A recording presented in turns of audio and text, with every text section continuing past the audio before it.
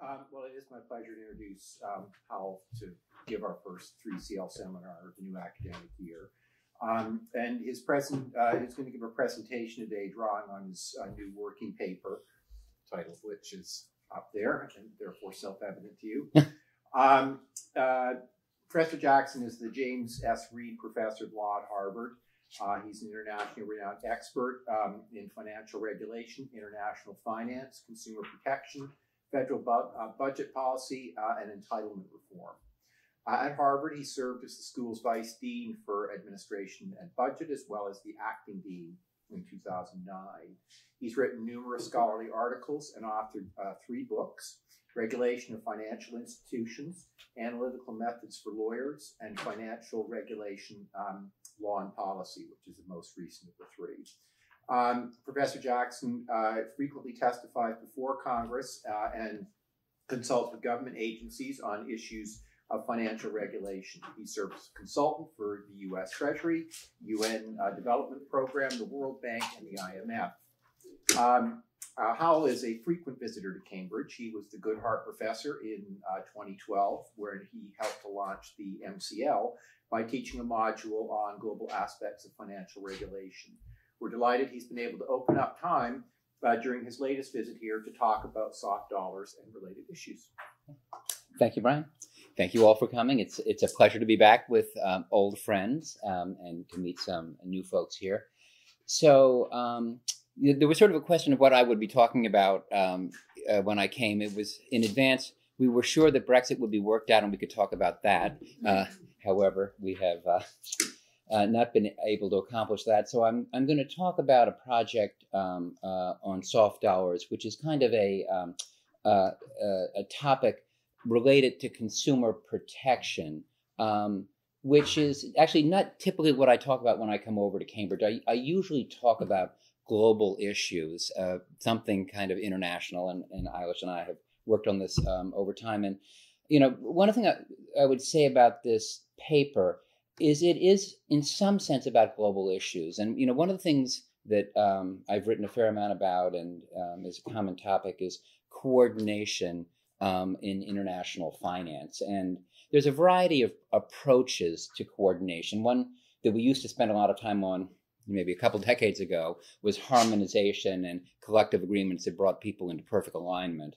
And then sort of an analog of soft harmonization where people move towards similar standards in different jurisdictions, either from regulators aligning practices by looking at what others were doing, or sometimes the markets converging on practices that weren't imposed.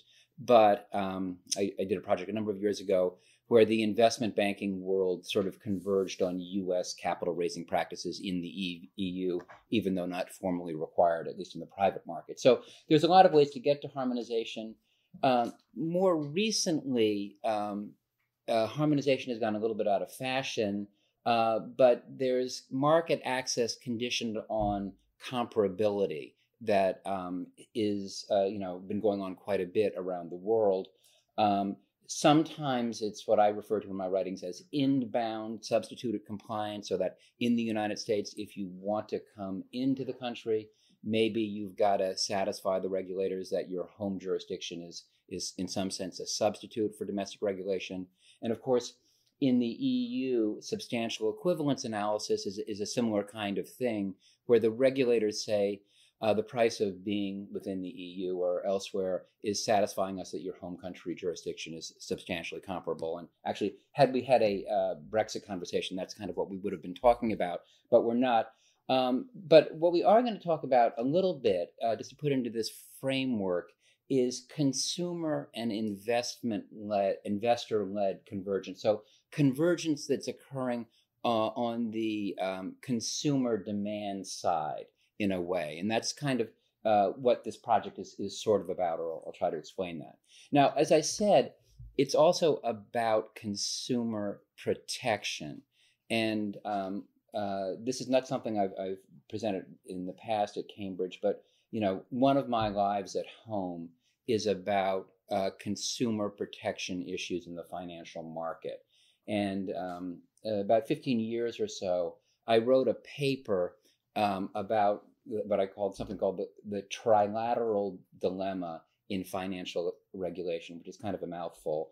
But what it is a phenomenon that you see in consumer markets that when a financial intermediary or professional has some sort of discretionary control over the choices that consumers make, there's a tendency for the financial intermediary to take a kickback, to try to extract value in order for steering their client to places. And this article, I kind of cataloged maybe a half a dozen or so instances where this occur.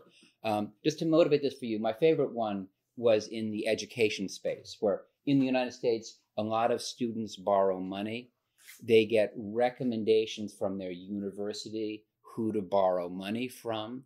A lot of university student loan offices got very fancy vacations and trips to warm climates in exchange for recommending Chase Manhattan, some bank or whatever for the service. So in some sense, the personnel offices were getting a little bit of a kickback for this practice, and the Department of Education began to regulate it. But it's an instance where discretionary control is used for the benefit, not so much of the consumer, but for the person with the control. A bigger example of that, which I did a fair amount of writing about sort of in about 15 years ago too, was in the mortgage space, where mortgage brokers were directing customers to more expensive loans, higher interest loans in return for side payments. And that's a practice that was made illegal in 2010 in the United States with the Dodd-Frank Act. But this is a general category.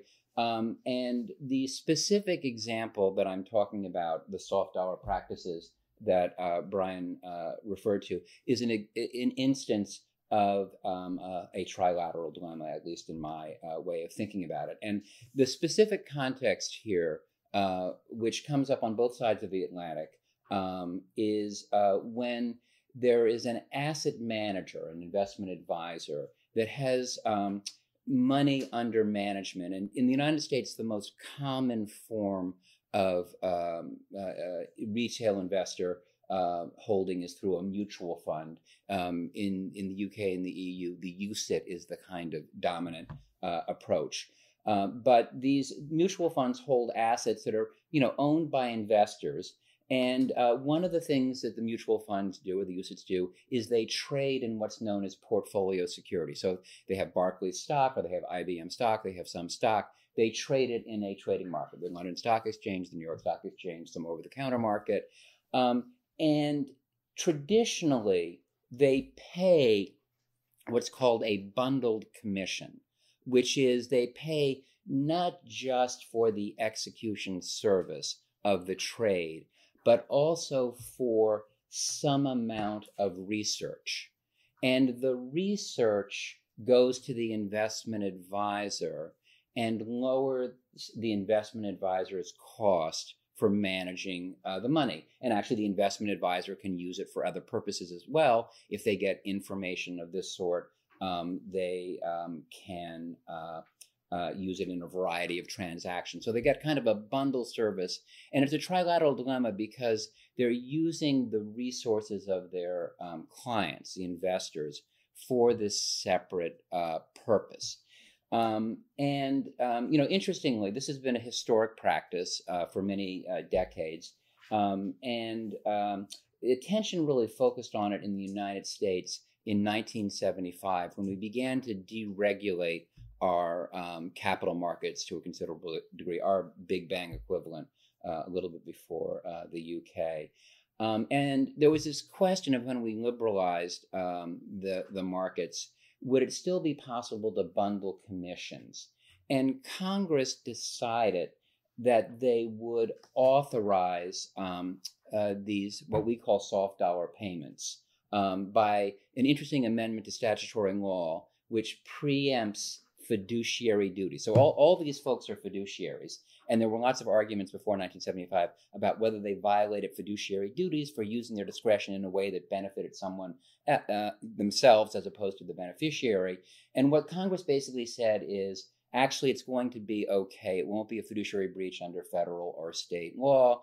And you really don't even need to use it just for your particular client. You can use it for other clients as long as the overall price is reasonable. And they authorize the SEC to do disclosure and other things, but they basically took away the primary cause of action for this. Now, you might wonder why they would do this. And the reason they did this is because they were concerned that capital markets might disintegrate if there wasn't investment research being produced, that they needed to have this kind of subsidy, or at least they didn't want to have a immediate disruption with uncoupling. And so there was kind of concern about what I'll refer to as a public goods problem generated by research that led Congress to do this with, a considerable amount of encouragement from the industry that was set up to provide research and didn't want to have disruption. So I can get more into the background,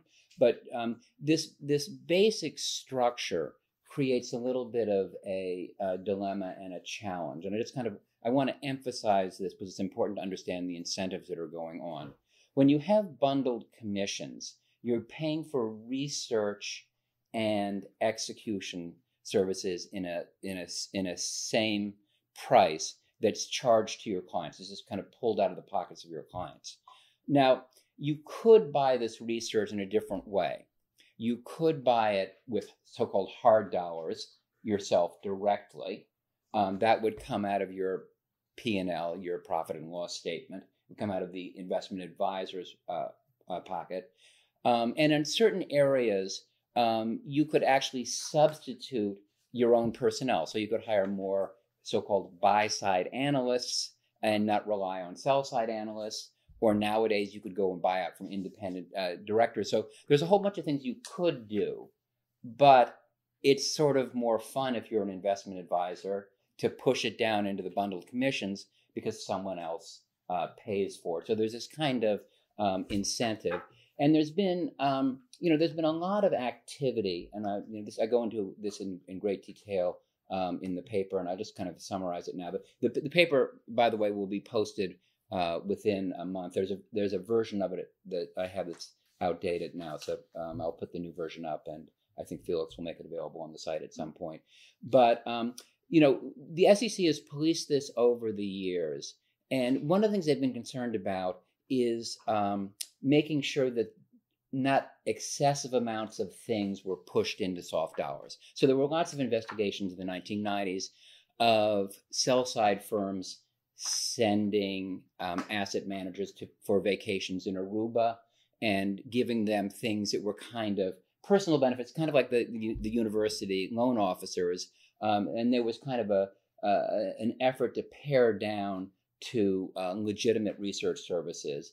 And then there were a variety of efforts by the SEC over time to see if they couldn't have better disclosure of what these soft dollar payments were, with either explicit dollar amounts or a variety of ways of pulling them out. The industry resisted this very intensely, saying things like research is a process, not a product. It's hard to put a price tag on research. A lot of kind of pushback, which depending how you look at it, you can be cynical about them.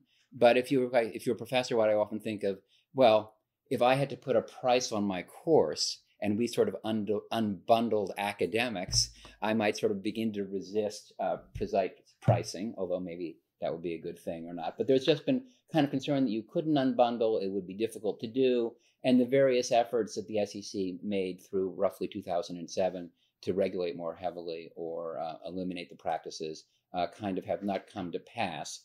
And more or less, the SEC has done very little since the 2000s. And I'll kind of mention it's sometimes difficult to get information about what's going on in this space because it's not disclosed precisely. So academics tend not to know what's going on. The industry tends to know, and there's particularly groups of consultants that advise investment advisors that have this information because they help asset managers make purchasing decisions. So groups like Greenwich Associates produces information. There's some others that I'll refer to in my slides. But this slide kind of shows an interesting phenomenon. The research services are the darker blue line below, and this is in the United States. And what this is kind of showing is total commissions between 2006 and 2015 have gone from roughly $11 billion up to 14, down to 10 billion. This is whole industry-wide spend on commissions. And the research component has stayed more or less constant, maybe drifted up a bit, certainly drifted up a bit as a percentage of total commissions. So kind of what's going on here is with internet developments and high-speed training capabilities, the price of execution is going down. So execution costs are declining, but the research costs are roughly the same. So like 60% of commissions as a first approximation is going for research, and only 40% in the United States. And the UK is roughly comparable. So, one of the questions about an academic project is, do we care about something like $6 or $7 billion of consumer expenses? Maybe I shouldn't care about that. It's too small a number, but actually I think it's an interesting number to pay attention to. But that's kind of what the magnitude is in the United States. And there's also data you can figure out, you can look at to see what the research dollars are being spent on, which is important for a variety of purposes. Interestingly, in the United States, at least in the 2016-17 period, the biggest expenditure was on something called corporate access, which I don't know if any of you have been in the investment world, but corporate access is the privilege to talk to the CFO or the CEO of major firms. And so basically what the sell side is doing is kind of charging a price for institutional investors to meet with managers. And they're providing, analyst services as a secondary thing, conferences, various kinds of economic and data services, things like Bloomberg terminals. So there's a variety of different things that are covered here, but that's kind of what the money is being used for. Now, one of the reasons that this is kind of an interesting problem is there's differences of opinion about whether it is a problem or is not a problem.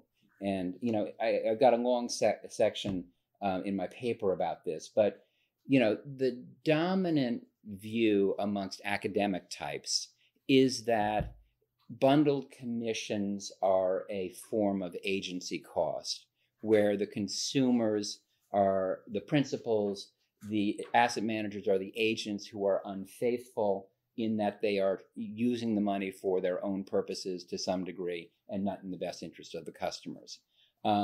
There's a minority view that goes and that tries to explain this as a kind of a solution to a lemons problem, but the principal view is this is problematic from a principal agency perspective, and there is a reasonable amount, but not overwhelming, empirical evidence to support this. It's a little hard to do the empirical analysis without actually knowing how much money is being spent on research, but the evidence that there has been, and there's been a lot of studies in the United States over time, has been that this does not add alpha, does not add a benefit to consumers, and probably it detracts from performance over time. But there is it's not a slam dunk case, and I'm happy to go into it more. For those of you, like say like someone like Brian, who may be a little bit inclined towards believing in market solutions or wanting to know why the market doesn't react to this. One of the problems is there's kind of a collective action problem. If you're an investment advisor, and I should say I'm on the board of a big investment advisor in the United States, TIAA-CREF, and what I say here does not reflect the views of TIAA-CREF, but I should just say that if you sort of say, I don't want to take soft dollars, I don't want to bundle, I'd rather just have a fair price that I show people, you might feel good about that. But if everyone else in the industry has soft dollars, what it looks like is that you're charging more than other people. And so there's kind of, if everyone would agree to disclose, well, then you solve the collective action problem. But it's hard to move to this solution without everyone doing it. And so there's kind of a disincentive to internalize cost. Or to put in behavioral economics terms, the posted price is the salient price. The soft price of soft dollars is not salient, and it's a little bit difficult to move away from that. The other thing that's sort of important to note is usually with soft dollars, people focus on the consumer effects, but the sell-side firms that are pricing execution services also kind of like to have opaque prices. They kind of like to have it be a little bit confusing. Are you buying research? Are you buying execution? Are there certain things like IPO allocations or corporate access opportunities which are kind of being linked up for higher commissions? And so the sell side also has an incentive not to be opaque. And so a number of years ago, Fidelity announced with a lot of fanfare that it was going to move away from unbundled commissions and do the right thing. And the sell side basically said, no, you're not.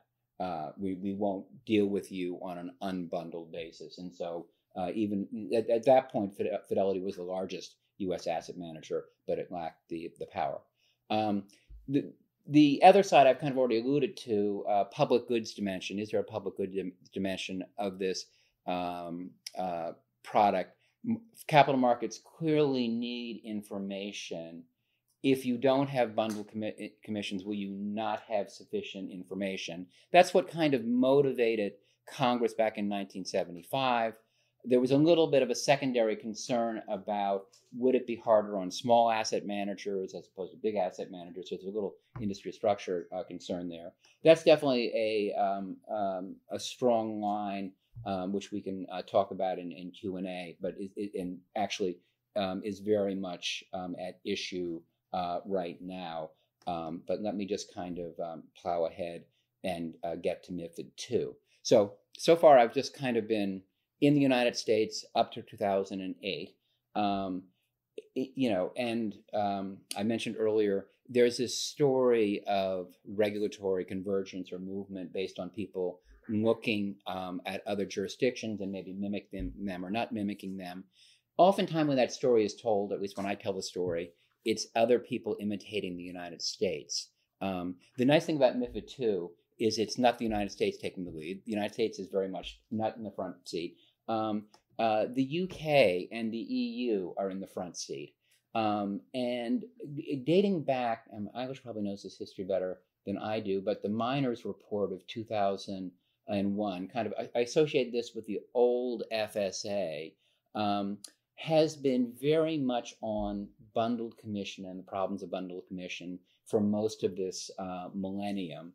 And they've scrutinized it, they've studied it. I have this picture. This picture shows all the SEC studies over 30 years of soft dollars, and this was all the FCA studies through something like 2016. They've spilt a lot more paper on this project than the United States has, and they come at it a slightly different perspective. They have this focus on inducements, which I think goes back to the Miners Report, that they're worried that people are being induced to use execution services by kind of getting the research for free. And they've been kind of scrutinizing what the permissible kinds of research services are. This corporate access, which is so big in the United States, is something that the FCA has articulated as being inappropriate early on, so they kind of narrowed the scope. But the big thing that they've discovered was that their efforts to kind of get the industry to police itself and to more carefully monitor research budgeting has been unsuccessful, and they pushed the rest of the EU to go forward with unbundling effective, I think it was the 3rd or 4th, early January 2018, the UK and the EU unbundled. Now, they actually unbundled in slightly different ways. We tend to focus on the FCA approach because they've been the most aggressive. They've actually extended it to more asset classes than the EU. It's a little bit of a case of the continentals, particularly France, but a little bit Germany, has been slow walking this one. So again, there's a little bit of irony here. In a world where we blame the EU, or some people blame the EU for being heavy-handed, this is one where the FCA has been more aggressive. Whether it's heavy-handed or appropriate, it's kind of in the eye of the beholder. But it's clearly the UK, with a little bit of Dutch help, has pushed forward an approach of requiring firms either to pay with hard dollars, which is referred to as putting on the P&L, or using something called RPAs, which is research purchase accounts, which is an explicit charge where you tell your customer how much is being spent on research services, and a variety of disclosures are required both before and after, and a lot of burdens on explicit budgeting. So that's the kind of the change regime that occurred as of 2018, and we've been living under for the last 2.5 years in the UK. And there's a lot of interesting things have happened. One of the things that's happened in the UK has been a jump to P&Ls. This was a little bit unexpected, that asset managers in the United States didn't take the option, which would have been less intrusive in some ways, of saying, okay, we're just going to disclose what's being charged. We're just going to internalize it. And, I've been to a lot of conferences in the city about this. And, one of the things that asset managers say is it was hard to explain to customers that they were all paying for this before. And rather than having to explain that, they just internalized. So I think, 80%, 90% went to P&Ls, and some did RPAs. And lots of attention on budgeting and valuing research, how it should be done. A lot more attention on asset managers about how things should be done. And then there's, lots of interesting transitional effects of which firms are hurt, which firms are not hurt. I'm happy to talk about that. But there's a huge amount of discussion, which I'll get into a second, about what the impact of this change has been on small and medium-sized enterprises, the SMEs. And that's contested, but very important for reasons that I'll kind of get into. But big changes going on in the UK. I'll summarize some of the data in a second. But let me sort of go to cross-border implications here, because I think, going back to my picture of the globe, that's, to me, one of the most interesting things that's happened. So UK-based, EU-based asset managers clearly in London need to comply with MiFID II. One of the open questions was, okay, what about asset managers in London, of which there are quite a few, that buy stock in the United States or in other markets around the world? Does it apply? And this is in some. So if you're a UK asset manager sending a trade to the New York Stock Exchange with Goldman Sachs trading, do you have to pay hard dollars to Goldman Sachs? And the answer that the FCA gave was yes, you do. So this is a kind of an outbound push by the FCA, which was kind of contested, and people tried to go the other way. But they basically said, sure, we want to protect our customers no matter where their trades are executed. So it forced it into the United States, which created a bunch of legal difficulties, some with local tax laws. But the most important one was, under U.S. law, peculiarly, if you get paid hard dollars for research as opposed to bundled commissions, you move into a different regulatory bucket under something known as the Advisors Act, which creates a regulatory burden that Goldman Sachs doesn't have to comply with, at least on this part of its business, if it takes commissions. So that was kind of a cost that was kind of problematic.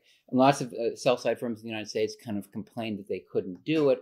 And then the question was, well, could they continue to do business with MiFID II firms? And in late 2017, there was actually this kind of question about what the heck were they going to do. And, the answer was that the SEC issued a series of no action letters that basically gave a 30-month exemption for the application of U.S. rules to MiFID-covered firms. So kind of an interesting thing, just an exemptive relief for 30 months, which is going to expire in June, I think, of 2020. So we're coming to the end of that period. But we've had this hiatus with some trades being done in the United States covered by MiFID II, but most not covered by MiFID II, which has kind of created this new dilemma. And it's kind of an interesting example of cross-border propagation for global asset managers who operate in multiple markets. How are they going to treat? A global asset manager could easily have a MiFID-covered firm in London and a U.S. asset management branch in New York. They're paying for the research themselves in London. What are they going to do in New York? And how are they going to be able to aggregate their trades so they kind of can do all their IBM stock trades at the same time, which they kind of would like to do. So there's a lot of problems about how you're going to sort of do the aggregation. But the other problem is the U.S. investors who are sitting there now and saying, gee, when you execute my trades, you're charging me a bundled commission. And when you're executing the same trades for your London customers, you're not charging a commission. And is my research payment being used to cross-subsidize the Europeans?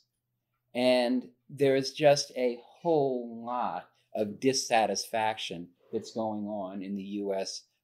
Asset market on this dimension, which is, creating pressure on the SEC. So there's a lot of interesting things going on, and this is kind of the illustration, which I've never quite seen like this before in the United States, of practices moving in the United States based on essentially consumer protection, investor protection developments overseas.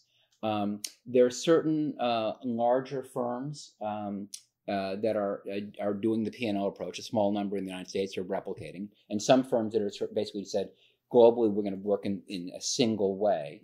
Most don't, but some do. Some firms have moved towards better disclosure practices as a result.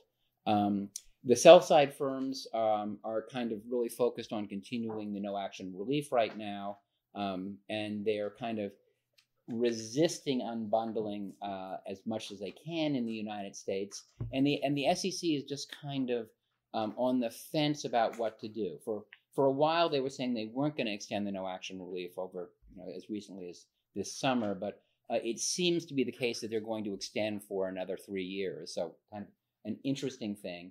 There's a little bit in the United States of, does Brexit have something to do with this? If the UK goes out, the French and the Germans weren't so keen on this. I'll say a little more about that in a second. Could they wait it out?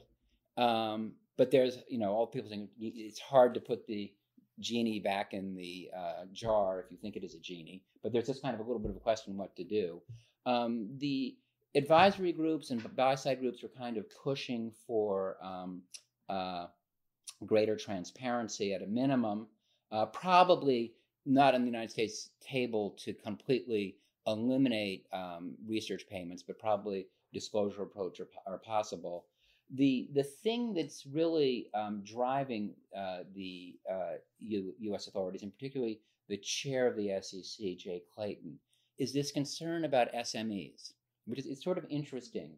In the United States, and somewhat, I think, true in the UK, but definitely in the United States, there's been a decline in public companies, the number of public companies, the number of IPOs.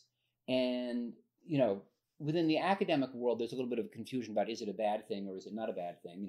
Maybe it's just a new way of doing things with more private equity and private offerings. But if you're at the SEC and your docket is based on public companies, it feels like you're going out of business if they're not public companies. So there's serious concern about that. And there's this question: does unbundling stymie the creation of new small public companies? So that's kind of the interest that the SEC has. And, that kind of leads me to kind of where we are today. Over the past 9 months or so, there's been a huge amount of information released.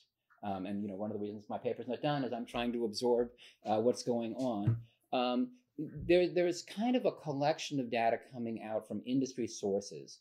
Bloomberg had a big study relatively recently, the CFA Institute.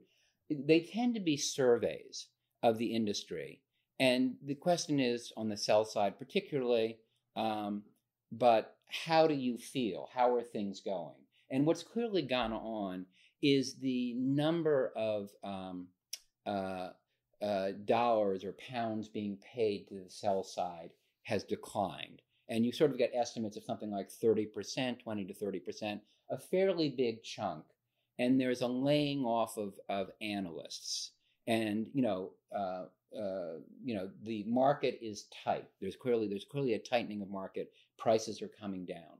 Now, it's in some sense, it's not surprising, because under bundled commissions, you were sort of using play money or someone else's money to buy the stuff. And so the perceived price of sell-side research has gone up, and you'd expect the supply to go down. But there's kind of this concern about that and its indirect effect on SMEs. There's also a lot of administrative stuff. The anti-inducement requirements of MiFID II are complicated, and it has this weird tension. MiFID II is designed to create competition for research, to make people more careful. But if the price gets too low, there's a risk that you'll be considered an inducement. So they want to lower prices, but not lower prices too much, which is a complicated regulatory strategy that's created some compliance issues. The official sector responses, the FCA just came out with a report last month that emphasizes the cost savings. It's skeptical of the adverse effects on SMEs, and I'll talk about that in a second. French and German authorities are undertaking their own studies. They're quite concerned about SMEs and fixed income coverage. And there's a possibility of some refinements of how MiFID II is implemented on the continent, maybe even in the UK. And then at some point, several years out, there's always another MiFID. There's a MiFID III round that's potential. That's pretty far down the road. There's also academic work that's going on right now, which is made possible because there's more data in this area. And there's been 3 or 4 pretty good papers that are out there. They show kind of interesting things, that analysts are there is a reduction in analysts. There's no doubt about that. But if you actually look at the analysts that are being eliminated, it seems like the lower quality ones are being eliminated.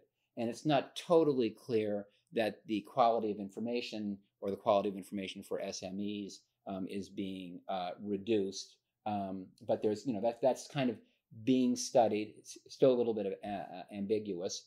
One of the things that's interesting that's also hard to study is, while sell-side stuff is going down, buy-side analysts maybe is staying the same, maybe increasing a little bit.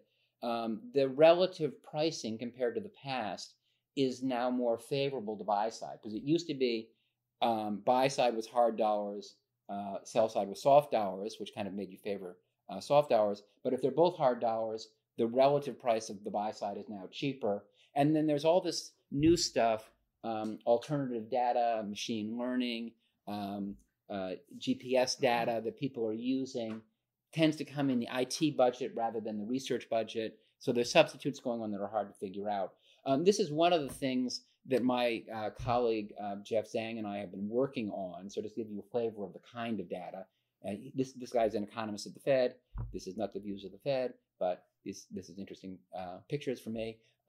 What this is showing is the bid-ask spread at the top for small cap companies, small and medium-sized companies in the LSE. So these are small British companies. bid-ask spread. And these are large British companies' bid-ask spread. And not surprisingly, since the large companies are more efficient, the bid-ask spreads are lower throughout this period.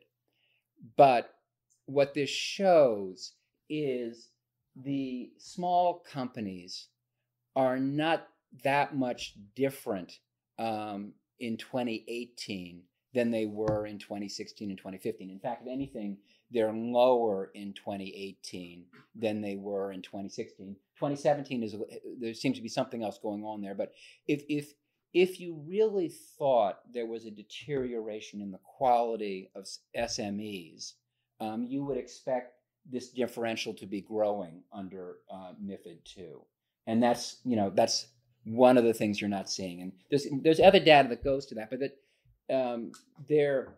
if you're sitting in the SEC or if you're down in the SEC trying to influence them to do stuff, one of the things that you're having to come to grips with is industry folks saying, we think that the SME market is falling apart, and academics saying we can't see evidence of it in the global data. Now, conceivably, when Germany and France do their studies at the end of the year, maybe they'll find something different. Their SME markets are very small. They're a little bit more interested in the fixed income side of things. But at any rate, that's the kind of data. Another thing, I was in London on Friday talking with some consultants too, and I love this chart because I just got it. This is from a company called Frost Consulting, which is in the business of selling information to asset managers. So they kind of they're trying to help asset managers decide what to do, and they're showing what their software can generate. And they've got a lot of information because they deal with a lot of customers. So, I wish I were able just to download their data set, but all I have is a couple of slides. But this kind of shows you some of the effect of unbundling, which is, this is the range of research costs for all managers, and then managers that use their clients' monies as opposed to managers that use their own P&L. So these are managers paying for themselves. These are managers using their clients' money. And it's for a specific asset class, which is a very special. It's small cap Asian companies. So this is a very inefficient market with a lot of alpha potential. But there are very big differentials in how many basis points of research costs they are spending when it's their clients' monies as opposed to when it's their own money. And those costs, so it ranges from 10 basis points to 22 basis points. And a typical asset manager might charge 100 or 150 basis points for an account of this sort. So they're kind of charging an extra 10 or 20 or more basis points on research costs here. So this is kind of what's at stake in the current system. Now you can look at this and say, gee, that's a lot of loss of research, or you can look at it and say, gee, that's a lot of costs being imposed on customers without them being able to see it. And at a minimum, that should be made available. But this is a kind of data that's becoming available. I want to open up to questions. I've probably gone a little bit further than I should, but there are a bunch of interesting forces at work in the United States in response to this. One I've already alluded to, which is the major asset managers who are kind of pushing for unbundling. But we have a very rich legal system with a lot of legal actors, like boards of directors of mutual funds, of which I am one, pension plans, Morningstar rating services. We have private attorneys and consultants, and we have plaintiff side firms. They're all becoming educated about unbundling of commissions. And the old statement that we couldn't price research, which kind of prevented disclosure and kind of made it difficult to police in the past, we now have this information coming out of the UK and elsewhere that you can, in fact, price research, and you can actually take analogous asset managers. And so it changes in a lot of ways the information that's available to various monitoring bodies and gatekeepers, which is going to create a lot of consumer side pressure to push the United States. And a little bit, my academic angle is to push for more disclosure. So I'm telling all these people that they should look at this more carefully, and you might be sued, and you have all these duties. Where I might have said that 20 years ago without anything to point to, I now have something to point to that kind of changes the dynamic and creates this new form of consumer investment led convergence that I hadn't focused on before, but seems to be going on in this area. So, Phyllis, I'm sorry I went a little bit over, but